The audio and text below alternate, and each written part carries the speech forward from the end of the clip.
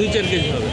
আচ্ছা দর্শক, আপনারা শুনছিলেন যে এদের খাওয়া দাওয়ার কী দেয় সেটাও আমরা একটু রিপোর্ট ভাইয়ের কাছে শুনলাম, জানলাম।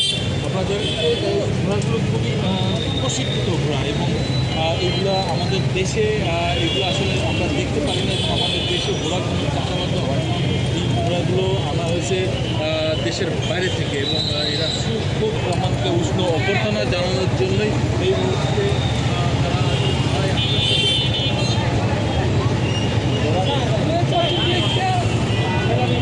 রাস্তায়